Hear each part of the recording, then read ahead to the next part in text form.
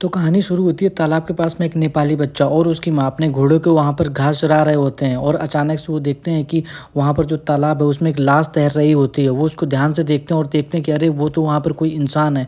वो छोटा सा बच्चा उस लाश को देख कर घबरा जाता है और वो अपनी माँ को बुलाकर बोलता है, अरे माँ, वहाँ पर देखो वो कौन है।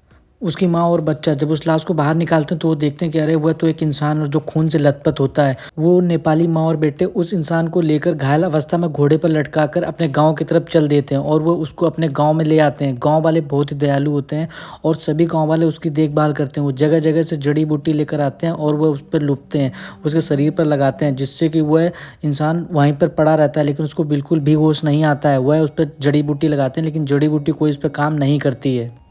और गांव के सारे वैद्य मिलके उस इंसान पर उनके जो भी अनचाहे बाल होते हैं उसको हटाकर और उसके बाद में उसके सारे शरीर पर लेप लगाते हैं, लेकिन उस इंसान को होश नहीं आता और गांव वाले उसका ध्यान रखते हैं। और ऐसे ही ध्यान रखते रखते उन्हें 8 महीने हो जाते हैं। 8 महीने बीत जाते हैं और गांव वाला का एक त्यौहार आता है। जो एक दिन गांव वाले अपने त्यौहार को मना रहे होते हैं, काफ़ी टाइम बाद हर्ष उल्लास से वो गाना गा रहे होते हैं, नाच जा रहे होते हैं। तभी अचानक से वहाँ कुछ डाकू आ जाते हैं और डाकू उन्हें मारने लगते हैं, पूरे गांव को लूटने पाटने लगते हैं। जो भी दिखता है, महिला बच्चा बूढ़ा कोई भी दिखता है, वो उनको तलवार से मारते हैं और सबका खून बहाने लगते हैं। इसके बाद में वह जो भी होते हैं वहाँ पर एक बूढ़ा इंसान बोलता है कि हे भगवान, मुझे बचा लो, कहाँ पर हो तुम, आ जाओ, मुझे बचा लो। तभी वो डाकू उस बच्चों को पकड़ लेता है जिस बच्चे ने उस इंसान की जान बचाई होती है और उसको तलवार से उसकी गर्दन काटने वाला होता है। तभी पीछे से एक भाला आता है और उसके पेट में घुस जाता है और वह जो होता है डाकू वो मर जाता है। बाद में सब देखते हैं कि वह पट्टी से बंधा हुआ इंसान जिसको उन्होंने बचाया था वो आता है और वो पूरे जो भी वहाँ पर डाकू आते हैं उन सभी को मार देता है।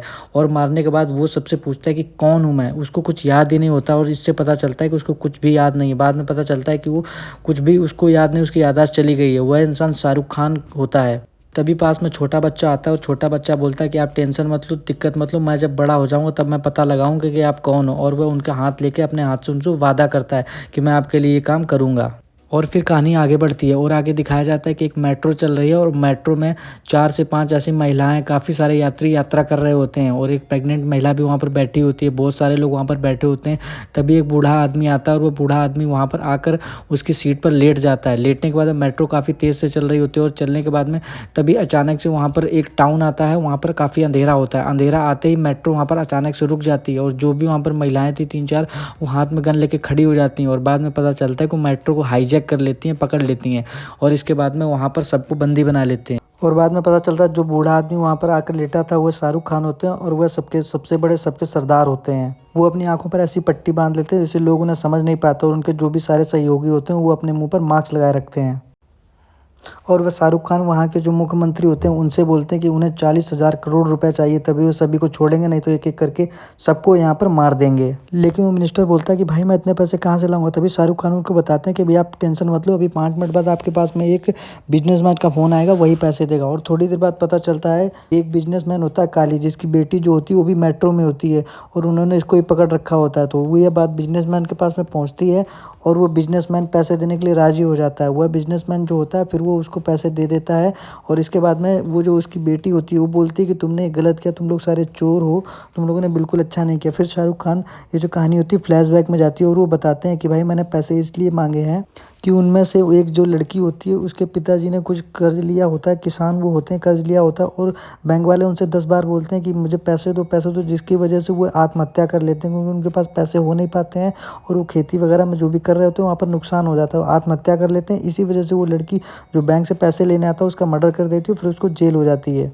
और शाहरुख खान बताते हैं कि कंपनी वालों ने, जो बैंक वाले हैं, बैंक वालों ने उसके बाप को 40,000 करोड़ रुपए माफ़ कर दिए थे। इसी वजह से माफ़ कर देते हैं बड़े बड़े लोगों के पैसे, इसीलिए गरीब किसानों की जान जाती है।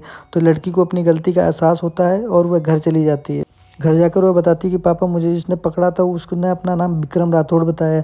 उसका पिता उसको ऐसे सुनता है और सुनने के बाद में वो कुछ चुप हो जाता है और वह एक लेडी पुलिस को बुलाता है और लेडी पुलिस से बोलता है कि इसको पकड़ो, ये जो भी कोई है इसको पकड़ो।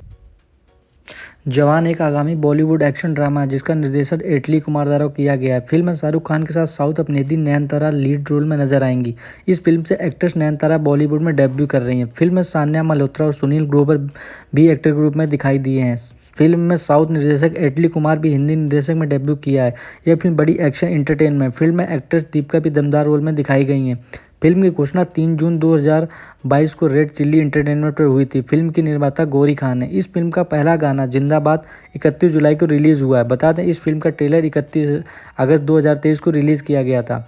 यह फिल्म की कहानी एक ऐसे इंसान के बारे में है जो समाज में फैली बुराइयों और गंदगियों को साफ करने की कोशिश में है। फिल्म की कहानी शुरू होती है और दिखाया जाता है शाहरुख खान, मतलब जिनका नाम आज़ाद है, को अपनी 6 लड़कियों की गैंग के साथ एक मुंबई मेट्रो को हाईजैक कर लेते हैं और इसके बदले में वो सरकार से ऐसी मांग करते हैं जो देश में फैले भ्रष्टाचार को उजागर करती है। असल लाइफ में वह एक देश प्रेमी पुलिस अधिकारी है जो आम नागरिकों के लिए रॉबिन हुड बन जाता है। फिल्म आगे बढ़ती है और दिखाया जाता है कि कैसे वह अलग अलग घटनाओं के जरिए वो सरकार को ऐसे काम करने के लिए मजबूर करते हैं जो उन्होंने नागरिकों की बेहतरीन के लिए सालों तक राज करने के बावजूद नहीं किया है। मतलब जो नेता राज करते हैं वो नहीं कर पाते और शाहरुख खान को कुछ ही समय में कर देते हैं। फिल्म की पोस्टर तस्वीरों की बात की जाए, लेकिन आज़ाद का यह सब करने की वजह क्या है, इसकी कहानी को जानने के लिए इस फिल्म 30 साल फ्लैशबैक में जाती है, जहां हमारी मुलाकात आज़ाद के पिता विक्रम राठौर, मतलब शाहरुख खान का जो डबल रोल है, और उनकी मां ऐश्वर्या, मतलब दीपिका पादुकोण से होती है। कहानी आगे बढ़ती है और पता चलता है कि उनकी दुनिया भ्रष्ट बिजनेसमैन काली गायकवाड़, मतलब विजय सेतुपति की वजह से उजड़ जाती है। और इसी फ्लैशबैक के साथ फिल्म की कहानी वापस वर्तमान ट्रैक पर आती है। जवान पूरी तरह से एक बदला लेने की कहानी नहीं है। फिल्म की कहानी अलग अलग किरदारों की अलग अलग कहानियाँ हैं जिसे एक कड़ी से बांधा गया है। क्या जवान काली से अधूरा बदला ले पाएगी? यही फिल्म की कहानी का प्लॉट है। हिंदी के अलावा फिल्म तेलुगु, मलयालम, कन्नड़ भाषा में भी रिलीज़ होगी। इस फिल्म का प्री वीडियो 10 जुलाई को रिलीज़ किया गया था, जिसे सोशल मीडिया पर खूब पसंद किया गया है।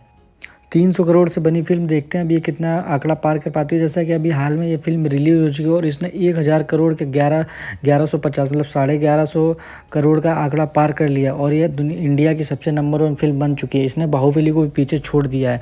अभी देखना ये बाकी होगा क्या इसके बाद में आने वाली टाइगर 3 भी इसको पछाड़ पाएगी या नहीं पछाड़ पाएगी। सिनेमाघरों के अलावा आप इसको चाहो तो बहुत सारे ऐसे साइट हैं जहाँ पर आप जाकर इसको फ्री में देख सकते हैं। अगर आप सिनेमा घर नहीं चाहते तो वहाँ पर भी जाकर देख सकते हैं।